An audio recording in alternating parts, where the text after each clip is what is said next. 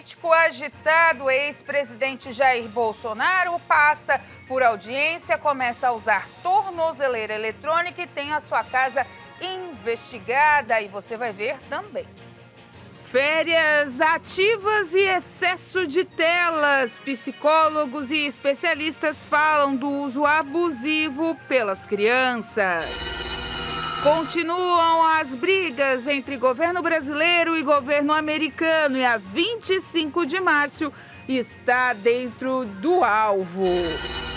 Corpo de Bombeiros Militar de Santa Catarina do 4º Batalhão faz balanço das operações no último ano. Essas e outras notícias você acompanha a partir de agora aqui no Informe Região.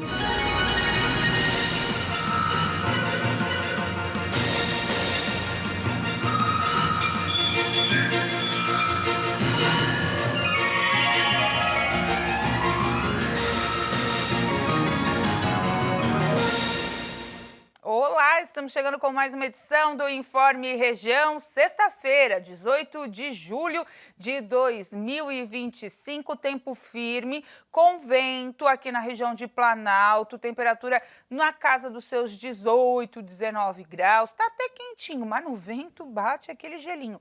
Mas a temperatura deve continuar assim durante o final de semana. A previsão do tempo diz que manhãs bem frias aí por volta dos 5, 6 graus e depois vai esquentando o tempo nesse sábado e domingo. A chuva que estava prevista para cair com mais intensidade, ela foi se afastando devido a esse vento forte, mas na próxima semana ela volta dentro da previsão e a gente vai ampliar para você com certeza. Mas esse final de semana, para quem gosta do frio, é bem aproveitável, então aproveite aí sábado e domingo de temperaturas mais frias, mais baixas em toda Santa Catarina. O Mi-17, olha só, os casos de dengue caíram quase 80% nos primeiros 6 meses do ano aqui no Brasil. A comparação foi feita com o primeiro semestre de 2024. Os dados do painel de monitoramento das arboviroses do Ministério da Saúde mostrou que a diminuição não foi apenas do número de casos, mas também de mortes. De janeiro a junho deste ano, 1.440 pessoas foram vítimas da doença, enquanto no ano passado foram 6.030 mortes. A região sudeste concentra 69% dos casos prováveis. O estado de São Paulo lidera com o maior coeficiente de incidência no Brasil até junho. A região sudeste começou a registrar números mais notáveis de dengue em 2023, principalmente segundo os médicos, a alta da temperatura, que favorece a multiplicação do mosquito Aedes aegypti. Já a diminuição das ocorrências é um reflexo da imunidade provocada nas pessoas, que foram picadas e conseguiram a cura da dengue. Outra causa para a redução dos casos pode estar relacionada ao baixo índice de chuvas no verão deste ano. Mas por mais que os casos tenham caído em 76%, os especialistas alertam que não se deve relaxar no combate à dengue, com vacinação e eliminação do mosquito transmissor. E a Anvisa está analisando um novo imunizante nacional produzido pelo Instituto Butantan em São Paulo. Se o resultado for positivo, o processo deverá ser acelerado para aumentar a vacinação em todo o país. E a notícia do dia, né, gente? O ministro Alexandre de Moraes, do Supremo Tribunal Federal, afirmou, ao impor medidas restritivas ao ex-presidente Jair Bolsonaro e autorizar as buscas desta sexta-feira na casa do ex-presidente, que ele confessou uma tentativa de extorsão contra a justiça brasileira ao condicionar o fim do tarifaço de Donald Trump, presidente dos Estados Unidos, à própria anistia. Para o ministro, Bolsonaro pode ter cometido os crimes de coação no curso do processo, obstrução de investigação, que envolve organização criminosa e atentado à soberania nacional. Moraes proibiu Bolsonaro de falar com autoridades estrangeiras, de se aproximar ou entrar em embaixadas ou consulados de outros países e de usar redes sociais. Moraes determinou ainda que o ex-presidente use tornozeleira eletrônica e o proibiu de sair de casa entre as 7 da noite às 6 da manhã e aos finais de semana. Além disso, também não pode falar com o filho, Eduardo Bolsonaro, que está nos Estados Unidos, e hoje, no alvo de busca e apreensão, a residência do ex-presidente, foram apreendidos um pendrive que estava lá de origem duvidosa no banheiro da residência, segundo a Polícia Federal, e também US$ 14 mil em espécie. E falando ainda em ministro em decisão, o ministro Alexandre de Moraes do Supremo Tribunal Federal decidiu preservar quase que integralmente o decreto do governo federal que elevou a alíquota do IOF, o Imposto sobre Operações Financeiras. Moraes é o relator das ações que contestam ou defendem o decreto do STF, ponto central de um impasse entre o Executivo e o Congresso Nacional. Moraes tomou a decisão após a audiência de conciliação entre governo e Congresso não chegar a acordo. Nenhuma das partes cedeu na reunião e, por isso, o ministro teve de agir para solucionar o impasse. O governo editou norma que amplia as alíquotas de IOF e as possibilidades de cobrança deste imposto para determinadas entidades. Ela foi derrubada pelo Congresso na sequência. O caso foi para o Supremo decidir. Moraes decidiu deixar o risco sacado de fora. O termo se refere a um tipo de operação em que os bancos antecipam valores à vista para varejistas que venderam a prazo. A operação antes não pagava o imposto, passou a pagar uma alíquota de 3,95% com o decreto do governo sobre o imposto em maio. A expectativa de arrecadação com a cobrança era de 8 bilhões de reais, mas agora fica isenta. Para Moraes, não há previsão legal para se equiparar o risco sacado a operações de crédito. Por isso, essa nova forma de tributação não poderia ser criada como quis o governo. Alexandre de Moraes ainda considerou que não houve desvio de finalidade no decreto do governo. O ministro da Fazenda, Fernando Haddad, considerou justa a medida, feita com base na Constituição, e falou que mostra um aperfeiçoamento da relação entre os poderes. Nós estávamos muito satisfeitos com a maneira como o ministro Alexandre tratou o assunto, com muita sobriedade e colocando a Constituição acima de tudo. Quer dizer, o Supremo Tribunal tem que julgar na forma da Constituição. E nós, então, estávamos confiantes de que o decreto do presidente respeitava completamente a Constituição Federal, né? E houve essa questão do risco sacado que ele já tinha manifestado alguma sensibilidade em relação à controvérsia. Nós entendemos como absolutamente legítima a decisão dele. A justiça é para isso mesmo, né? Para sopesar os argumentos. A seguir, excesso de telas e férias escolares, combinação que chama a atenção de especialistas.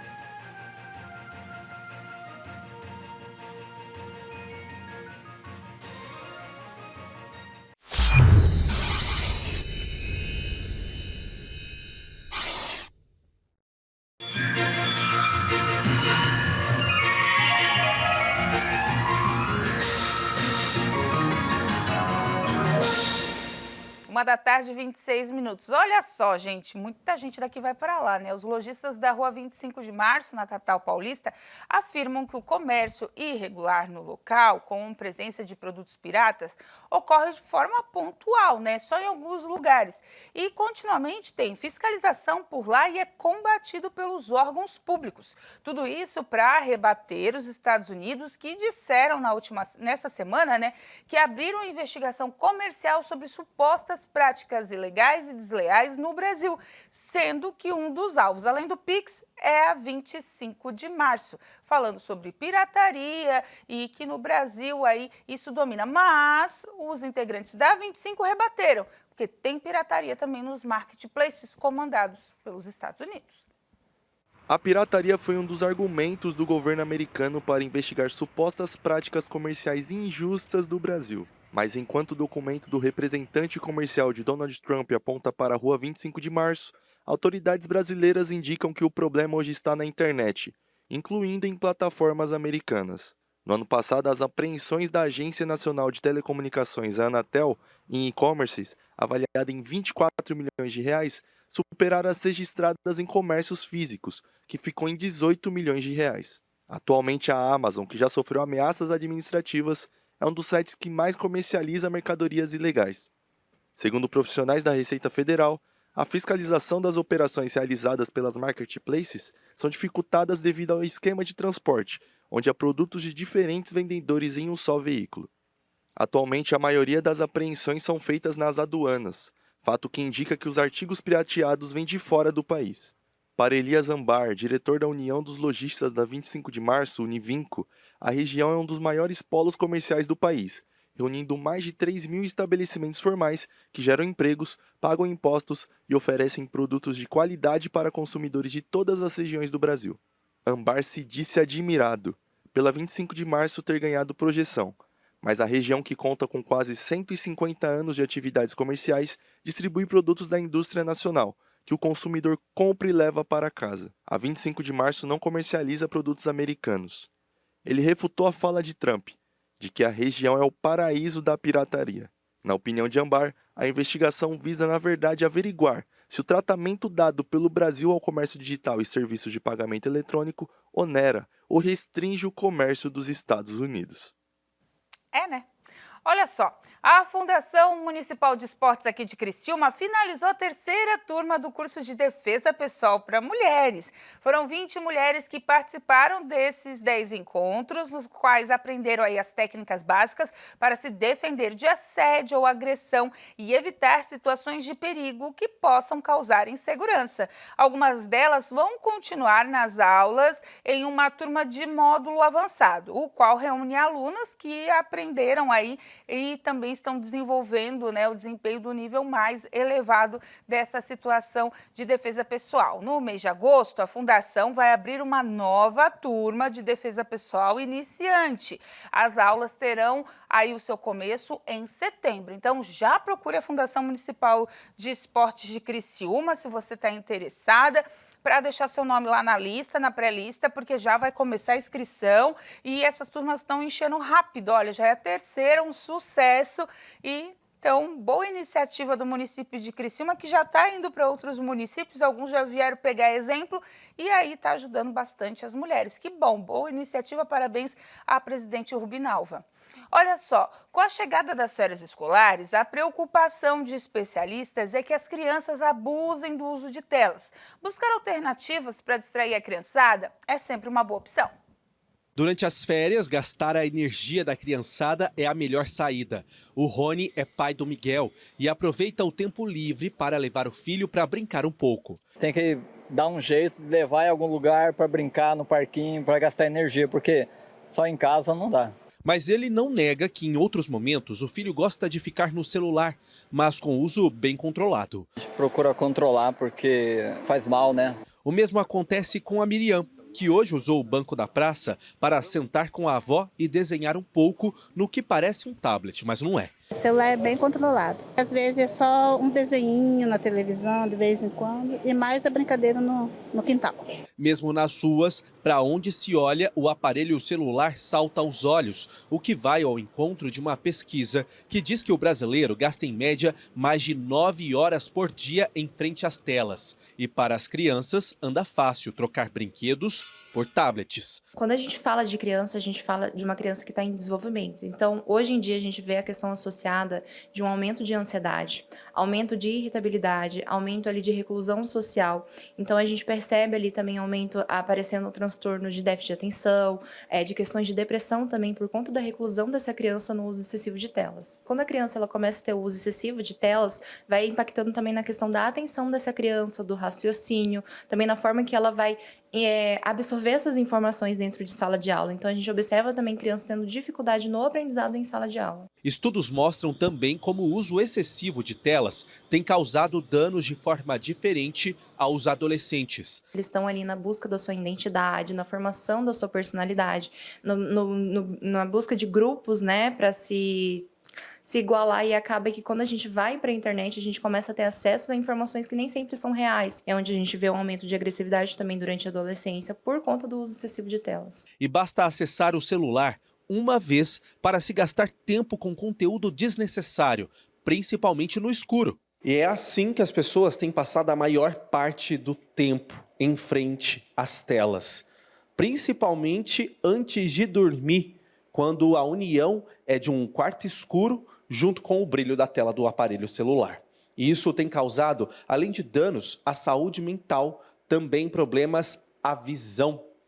Se tornou uma epidemia de miopia, é o que dizem os especialistas. Existe uma projeção da OMS que em 2050 metade da população mundial vai ser míope. Então, imagina, você tem um excesso de uso da tela que gera uma piora da progressão da miopia na maioria das crianças, e isso está sendo tão grande que metade da população mundial vai ter necessidade de usar óculos. A oftalmologista explica que, em relação ao uso de telas por crianças, há recomendação de tempo e distância dos olhos. Crianças abaixo de 2 anos, a gente orienta que não tenha contato nenhum, né? 0 telas. Aí, a partir de 2 anos, dá para liberar aí um pouquinho mais, 1 a 2 horas por dia, de 2 a 6 anos. Acima de 6, a gente orienta que no total seja até 3 horas por dia. E também a recomendação quanto aos cuidados para a saúde mental. Eu sempre aviso para os pais aqui que eu acompanho que não ofertem as telas durante refeições, antes de horário de dormir, em momentos de socialização da criança e também em momentos como troca de calma para a criança acalmar na hora da birra, ou então troca de favores, ou compensar alguma situação, algum comportamento. Então é importante não fazer essa associação do celular com uma gratificação. Isso acaba gerando um uso excessivo também de telas durante a infância e também a adolescência. Gente, tem que dar um jeito aí de distrair a criançada sem tanta tela, né? Deixar a mentezinha deles fluírem. Hoje tem aqueles desenhos que eles adoram pintar, canetinha colorida, tem tanta coisa legal aí para colocar os pequenos para usar a imaginação, né? Que não precisa tanto de telas assim. A seguir, região sul continua sendo a que mais teve ocorrências de incêndio no estado.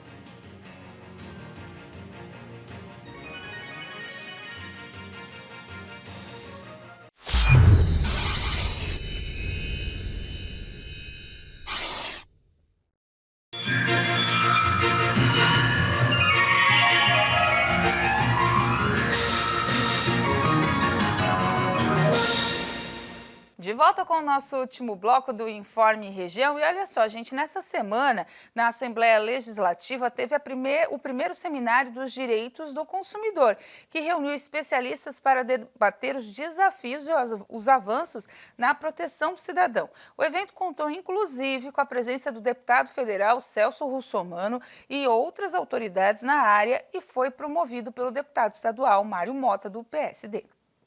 Mais da metade dos brasileiros já foi vítima de fraude e 20% deles já perderam até R$5.000, segundo dados do Serasa. Um número tão grande de vítimas no país acende o alerta para a importância da informação quando o assunto é direito do consumidor. Por isso, a Alesc promoveu nesta terça-feira um seminário sobre o tema. O evento contou com a presença de representantes estaduais e nacionais desta causa, como o deputado federal Celso Russomano. Há mais de 20 anos, ele comanda o programa Patrulha do Consumidor nas telas da Record TV, onde ele busca por soluções para problemas enfrentados por consumidores. A gente vai discutir um pouco o Código de Defesa do Consumidor, para que as pessoas conheçam seus direitos, né? Vamos falar dos serviços públicos, dos serviços privados, do produto propriamente dito, das redes sociais, dos golpes que a gente tem pela internet, né? Da publicidade enganosa, da publicidade abusiva. Então a gente vai abordar vários temas e vamos discutir isso. O deputado Mário Mota, presidente da Comissão dos Direitos do Consumidor da Alesc, foi quem propôs o seminário. É fundamental que também o consumidor desenvolva, busque e domine conteúdos a respeito dos seus direitos, seja num código de postura, seja num código de defesa do consumidor. Estaremos distribuindo, inclusive, o PROCON nos ofereceu códigos para distribuição e aquilo que nós desejamos é justamente a partir de uma conversa entre essas personalidades que trabalham na defesa do consumidor em Santa Catarina e no Brasil, oferecer um momento de reflexão, de domínio de conhecimento. Em Santa Catarina, os golpes mais comuns, segundo o PROCON, estão cada vez mais criativos. Tem gente caindo no golpe do bilhete premiado, em multas de trânsito que não existem e até em criminosos se passando por órgãos como o PROCON e o Detran para te enganar. Outras armadilhas frequentes são o falso intermediário em vendas de imóveis, fraudes digitais, advogados falsos e até transporte clandestino.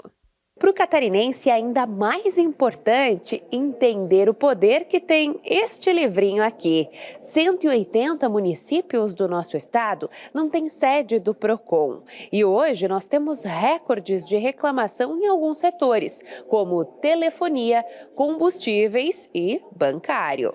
Uma facilidade para quem precisa de ajuda na busca por seus direitos é que hoje boa parte dos serviços do PROCON do estado estão disponíveis online. Hoje o PROCON de Santa Catarina tem o Zap Denúncia, que pode ser amplamente utilizado para qualquer lugar do estado, em que o consumidor ele pode informar através de vídeo, foto ou um breve relato, e a gente vai estar atuando de uma forma educativa e também, se for o caso, posteriormente, um processo administrativo.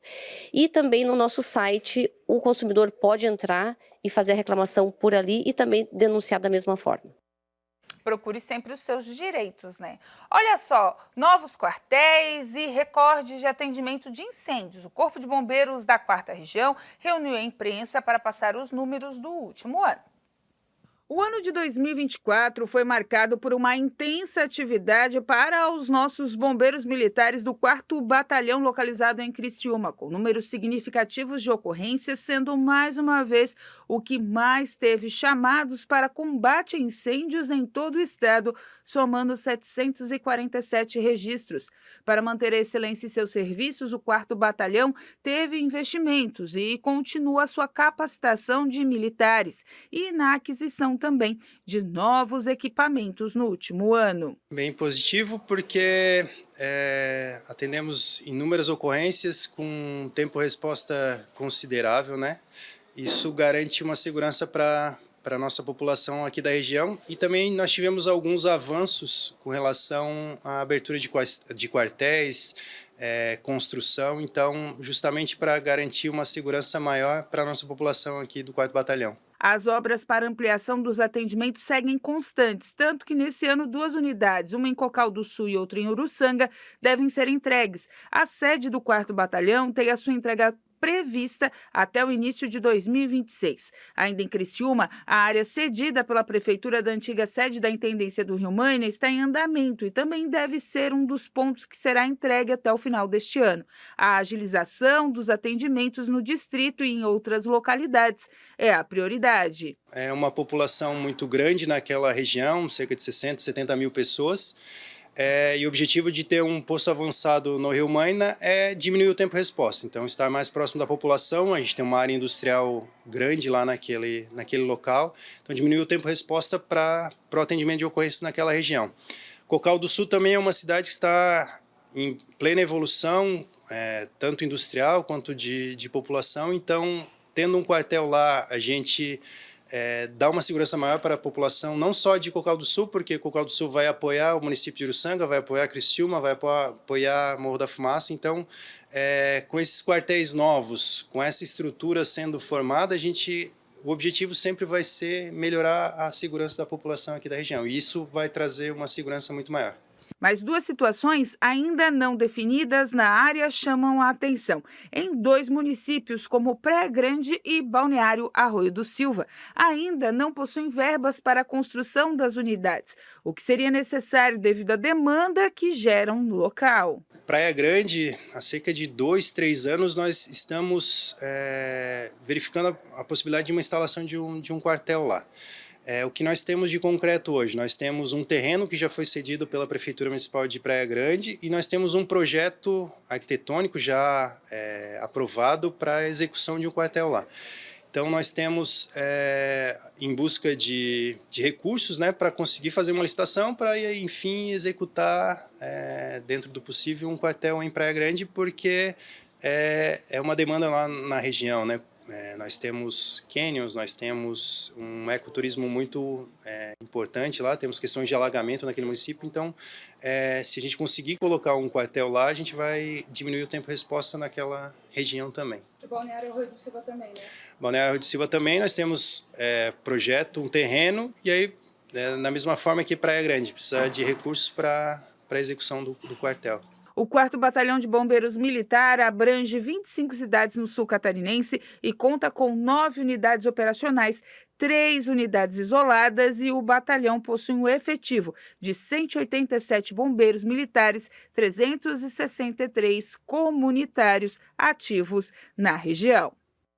Bom trabalho do nosso Corpo de Bombeiros Militar de Santa Catarina, aqui da 4ª Região, excepcionalmente com números elevados de incêndios. É o 3º ou 4º ano consecutivo já que os números de incêndios aqui na região batem de qualquer outro batalhão do estado. Sempre é assim, como diz o comandante Henrique Pelvezan. E também, claro, nessa questão dos 2 quartéis super necessários para se levantar verbas para que eles sejam construídos. O de Balneário Arroio do Silva, que cada temporada tem mais veranistas, mais banhistas e tudo isso causa mais incidentes precisando da ajuda do Corpo de Bombeiros. E, é claro, de Praia Grande, que agora com a questão do Geoparque, Caminho dos Quênios, com a questão turística e, é claro, com o que a gente viu do balonismo, também é necessário um posto ali habilitado. Quem atende aquela região ainda é Passo de Torres, que tem uma estrutura um pouco menor, mas que, quando necessário, é chamado e tem o auxílio aqui de Criciúma e dos outros quartéis. Hoje tem Tigre, gente. Isso, hoje o Criciúma joga pela Série B do Campeonato Brasileiro. Já teve jogador hoje indo embora, teve uma limpa lá no Criciúma hoje. Mas vamos falar do jogo, que é mais legal, porque o Criciúma precisa continuar nessa batida para vencer fora de casa, às 7 da noite. Mais cedinho, ó, chegou em casa, toma um café e já vai ver o jogo. Atlético Goianiense e Criciúma hoje, também hoje, Ferroviária e Atlético às 9h30. São jogos da Série B. O Criciúma precisa continuar ganhando para deixar o fantasma da zona do rebaixamento mais longe, bem mais longe, a gente continuar pelo menos na Série B até essa casa se arrumar. Com o jogador Utsania saiu hoje, voltou para o seu time de origem, vai ser emprestado, depois pode voltar, mas já fica lá também. Não jogou muito por aqui, fica por lá. Aí a diretoria está conversando, o conselho hoje mandou uma carta de recomendação dizendo que tudo tem que passar pelo conselho. Olha, essa questão administrativa do Criciúma, a gente vai acompanhar essa novela até o final do ano, porque esse ano ainda tem eleição para a presidência. Então, muita coisa vai mexer e remexer nesses históricos. Mas o importante é dentro de campo. Vamos tentar continuar, pelo menos, na Série B. 1h48, com essa informação a gente vai embora. Encerra o Informe Região dessa semana. Lembrando para você que essas e outras notícias estão nas nossas redes sociais. @TV Primavera no Instagram e no Facebook, no nosso canal do YouTube, /TV Primavera Criciúma. Tem as edições do Boletim Primavera que eu volto para você hoje no final de semana. Tem também às 2 horas o culto da Igreja Internacional da Graça de Deus 7 Criciúma para você acompanhar. E às 4, a Hora da Graça chega com muita fé e devoção, encerrando nossa grade local, abrindo a grade da Hit TV com toda a nossa programação. Lembrando, a TV Primavera também é a TV do Show da Fé. Fiquem com Deus, façam um bom final de semana e a gente se vê segunda-feira. Tchau!